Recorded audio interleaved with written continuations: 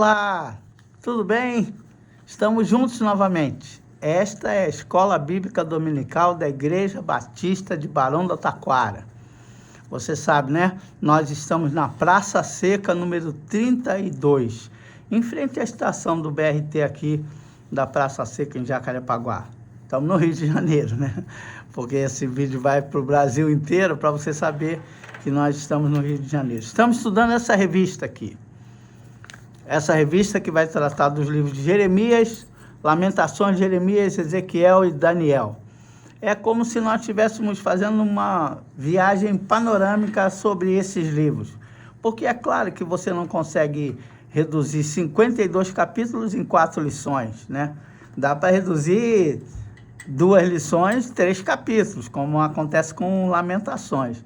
Mas Ezequiel também não dá e Daniel também não dá, mas a gente pode ter uma visão geral do texto bíblico. Porque a revista, essa revista aqui, é uma referência, porque o nosso livro-texto é a Bíblia, a Palavra de Deus. E essa é a lição 3 desses estudos. Já fizemos 2 lições e você está convidado agora a participar dessa 3ª lição. Mas, antes de orarmos, eu tenho que te lembrar, né? Dá um clique aí, ó, no gostei, no joinha desse vídeo, porque com isso você está dizendo, esse vídeo é interessante, pode abençoar outras vidas, e o pessoal do YouTube, com esse gesto, vai descobrir que esse vídeo pode ser compartilhado com outras pessoas. E você também pode copiar o link, aí embaixo tem link, você copia o link e pode mandar para os seus grupos de WhatsApp para divulgar o que nós vamos fazer aqui, que é estudar a Palavra de Deus de forma visível e audível, ok? Vamos orar então? Vamos pedir para que Deus nos oriente, para a gente entender um pouco mais sobre esse período chamado exílio ou cativeiro babilônico. Abaixa a cabeça e ore comigo agora. Senhor, muito obrigado pela Tua Palavra. Muito obrigado porque ela é luz para os nossos caminhos. E mesmo quando atravessamos escuridão da alma, escuridão existencial, a gente pode fazer relação com o período muito obscuro também daquele povo que atravessou o exílio babilônico. Ajuda-nos, Senhor, eu te peço no nome santo de Jesus. Amém. Amém. Então, nós estamos estudando o profeta Jeremias. Eu vou escrever aqui, ó, Jeremias. Jeremias tem fama do profeta chorão. E é muito interessante porque eu tenho um irmão que é mais novo que eu, que meu avô sempre falava assim, Jeremias, Jeremias. Eu falei, poxa, vô, o nome dele é Everett, por que o senhor chama ele de Jeremias? Porque ele é chorão, profeta chorão. Jeremias é o profeta chorão. Então, antes de conhecer o Jeremias, eu conhecia o choro de Jeremias. E hoje eu quero te dizer por que Jeremias é chamado de profeta chorão, você sabe?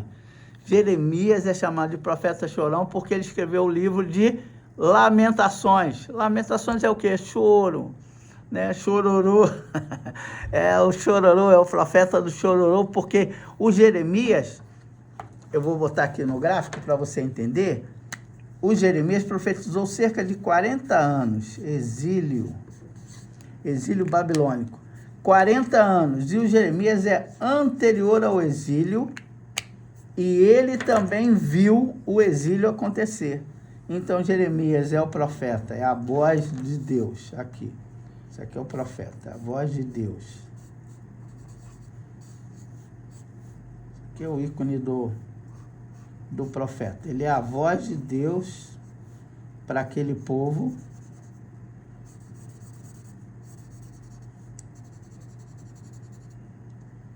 Jeremias é a voz de Deus para aquele povo de lá. Ele ouve Deus falar e ele fala para o povo o que Deus acabou de dizer. Cerca de 40 anos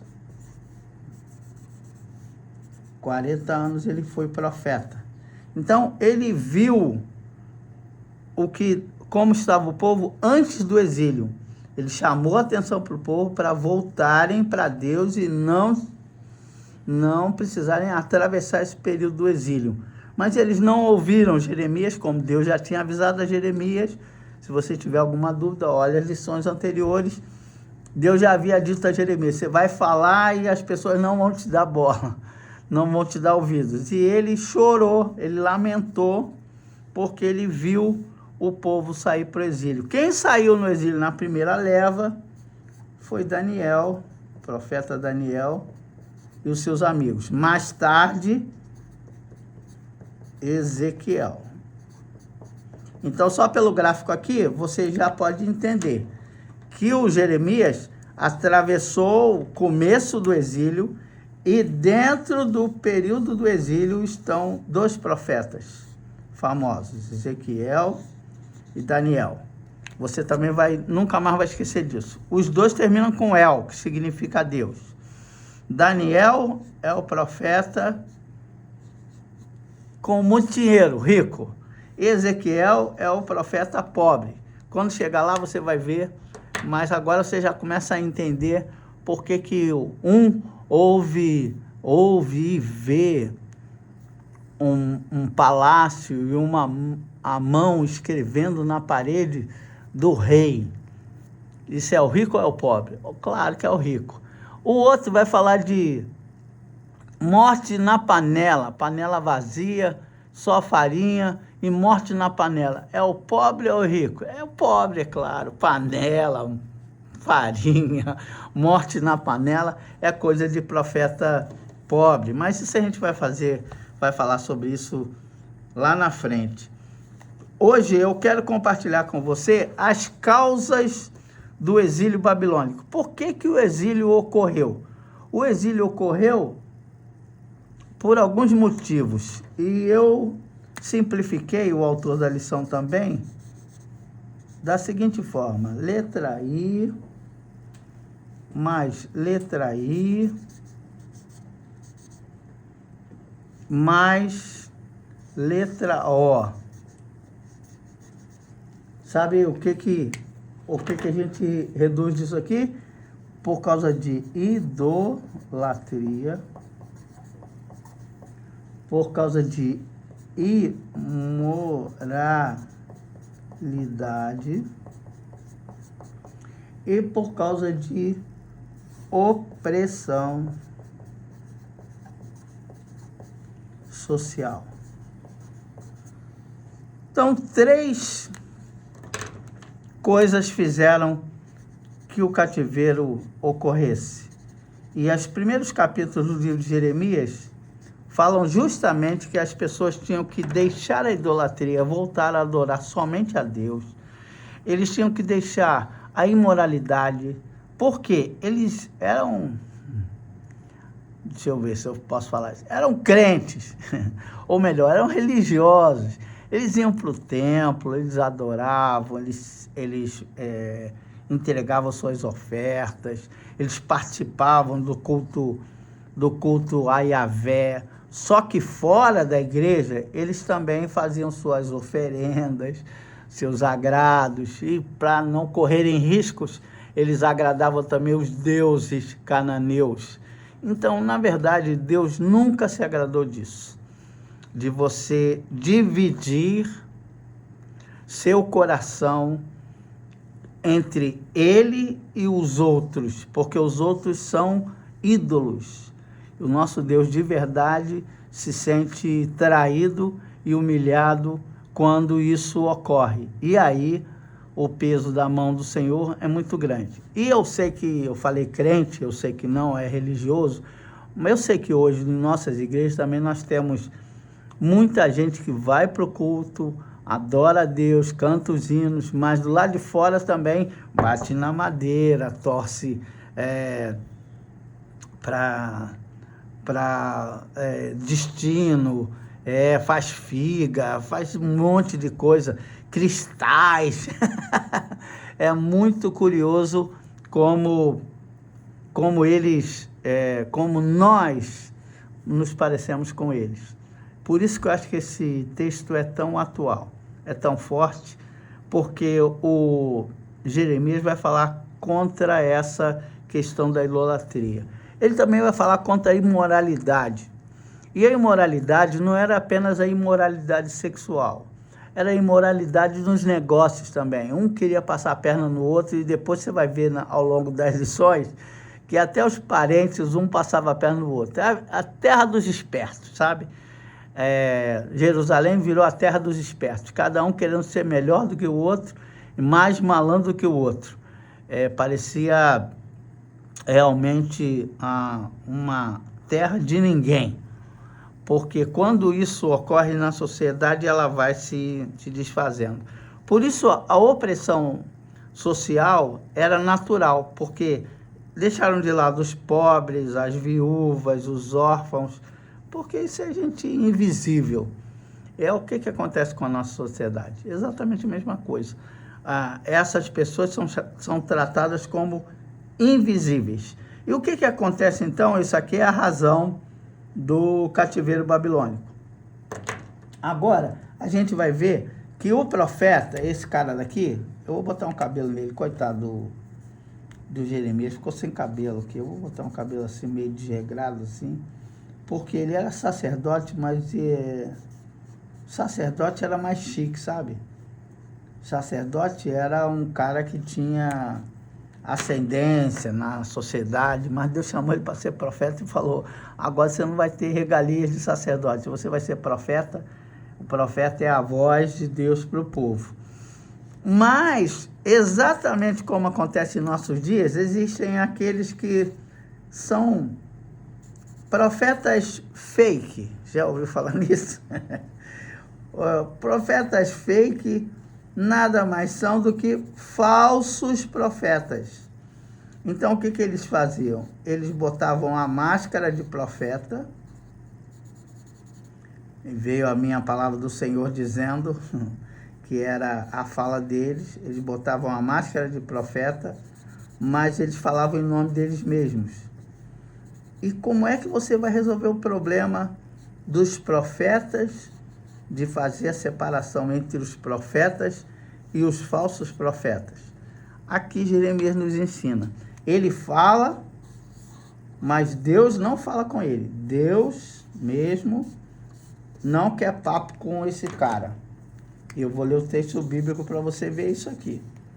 Mas como é que você vai fazer a separação entre a fala desse e a fala desse aqui?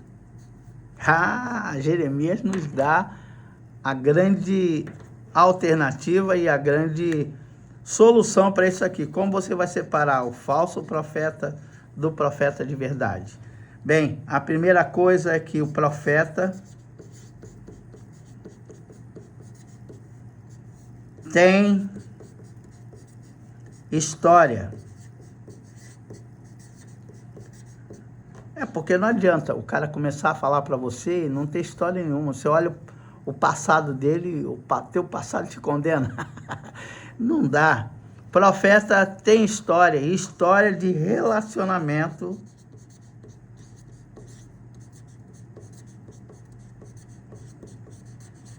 Relacionamento com Deus.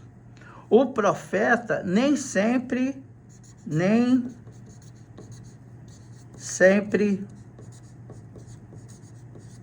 agrada. Você precisa guardar isso. Porque aquela história de sobre sua vida vou profetizar, nenhuma maldição te alcançará. Quem não gosta de ouvir isso? Todo mundo gosta de ouvir isso. Mas algumas vezes a maldição nos alcança porque é consequência do nosso pecado. Então o profeta de verdade sempre denuncia o pecado. Quem é profeta e não denuncia pecado, ele pode estar dando uma profetada para você e não uma profecia. Porque a profecia é uma leitura que se faz do contexto atual e uma proximidade que você tem de Deus. Se eu ler o texto bíblico, vou pegar minha cola aqui e abrir a Bíblia aqui. 23 anos de mensagem, Jeremias capítulo 20, eu falei que tem história, né? Capítulo 25, versículos 3 a 7. Vou ler para você. Durante 23 anos, a palavra do Senhor tem vindo a mim desde o 13º ano de Josias, filho de Amon, rei de Judá, até o dia de hoje. E eu tenho anunciado a vocês dia após dia, mas vocês não me deram ouvidos. Isso são palavras de Jeremias para o povo. Olha, ele já estava profetizando há 23 anos, as pessoas não estavam nem aí para ele. O que ele profetizava? Ele profetizava contra a idolatria, contra a imoralidade sexual, imoralidade de uma forma geral, e contra a opressão social. Mas eles não ouviam. O que eles ouviam, na verdade, eram os falsos profetas. E a gente tem um exemplo de um falso profeta na Bíblia, aqui no livro de Jeremias. O nome do cara era Ananias, com H. Ananias. Esse Ananias, ele se opôs a Jeremias. Jeremias botou um jugo de boi nas costas, aquela coisa pesada que o boi carrega para arrastar o jugo e sulcar a terra. Jeremias botou nas costas e falou, olha, o cativeiro vai ser um jugo pesado, vai durar 70 anos, mas Deus vai dar a solução para vocês no meio desses 70 anos, depois desses 70 anos. Ih, rapaz, o rei ficou muito chateado, mandou chamar o profeta, Ananias. E o que Ananias falou assim? Que nada, pegou o jugo das costas de Jeremias, jogou no chão e quebrou. Aí ele falou, sabe de uma coisa? Deus vai dar o jugo sim, mas o jugo vai ser igual esse aqui, ó, quebrado, leve, só vai durar 2 anos. Só vai durar 2 anos e vocês vão estar livres de novo. Deus é gente boa. Quem é que não gosta de ouvir isso, né? Deus é gente boa. Ah, Jeremias ficou muito zangado. Depois você pode ler essa história no capítulo 29, capítulo 27 a 29, que vai falar do Ananias, o que Jeremias vai bater na mesa e falar assim, você é um falso profeta, você é um mentiroso, e eu vou provar isso para você diante de todo mundo com o tempo. 7, você está falando que 2 anos só vai durar o cativeiro, e eu estou falando que são 70 anos. Eu vou dizer, antes dos 2 anos você vai morrer. Você não vai estar nem aqui para contar a história. E eu vou presenciar isso tudo. Aí ficou todo mundo assim, com o pé atrás, o que vai acontecer, o que não vai acontecer. Sabe o que aconteceu? 2 meses depois da fala de Ananias, antes do cativeiro começar, o falso profeta faleceu. O falso profeta morreu. Aí você vai falar, que terrível, que Deus malvado. Ah, mas eu não sei se você sabe, existe uma profecia no Antigo Testamento, uma orientação, lá no livro de Deuteronômio, que fala, o profeta que faz uma profecia e ela não se cumpre, obviamente a profecia não é a palavra de Deus. Porque a palavra de Deus sempre se cumpre. Se Deus manda uma profecia, você pode ter certeza, ela vai se cumprir. Pode demorar, mas ela vai se cumprir. E não se cumpriu nada do que o Ananias estava falando. Jeremias chegou a falar, olha, se você quebrou esse jugo de madeira, Deus vai dar um jugo de ferro e vai pesar ainda mais sobre o ombro de toda a nação. Então, a gente tem que aprender a fazer separação entre profeta e profeta. Profeta, já concluindo, dizendo para você, profeta nos dias de hoje é gente que está afinado com a palavra de Deus. A gente confunde profeta com vidente. E o profeta bíblico, ele não é simplesmente o vidente. O vidente é aquele cara que fala assim, ai, vai acontecer tal coisa. Desculpe fazer relação com futebol, mas antes de terminar o primeiro turno do Campeonato Brasileiro de 2023, todo mundo falava, o Botafogo vai ser campeão, o Botafogo... Claro! Tudo indicava que o Botafogo seria campeão. Ninguém falou que outro time ia ser campeão. Quando o Botafogo começa a sua derrocada e começa a cair, aí chegam os videntes e falam assim, o Botafogo vai perder o título, o Flamengo vai ser campeão, o Palmeiras vai ser campeão, e o campeão foi o Palmeiras. Por quê? Porque o Botafogo perdeu a sua concentração no campeonato. Nada a ver com o futebol que eu estou falando para você, mas o profeta hoje é o cara que abre as escrituras, compara o que as escrituras ensinam com o que ele vê no dia a dia. E o que ele vê no dia a dia? O que ele vê de idolatria, ele tem que denunciar. O que ele vê de imoralidade, ele tem que denunciar. O que ele vê de opressão social, ele tem que denunciar. Então, o profeta sempre denuncia o pecado. Mas o profeta não compactua com o pecado porque ele tem história. Normalmente, o profeta que pode ser respeitado é aquele profeta, seu pastor, seu pastor é sacerdote e profeta. Sacerdote quando ele ministra ceia e tudo mais, mas profeta quando ele fala da palavra de Deus. Então, todos nós, nesse sentido, somos profetas do Senhor. A minha oração é que você tenha a lucidez de perceber as palavras do profeta. Ouça, apreenda e compare as informações do profeta. Porque tem muito profeta aí que não é profeta, ele não faz profecia, ele dá profetada. E profetada é aquela profecia que não é cumprida. A promessa de Deus sempre será cumprida. A palavra de Deus nunca falha. Boa semana para você. Até a semana que vem, que a gente vai continuar conversando sobre o exílio e a vida do profeta Jeremias.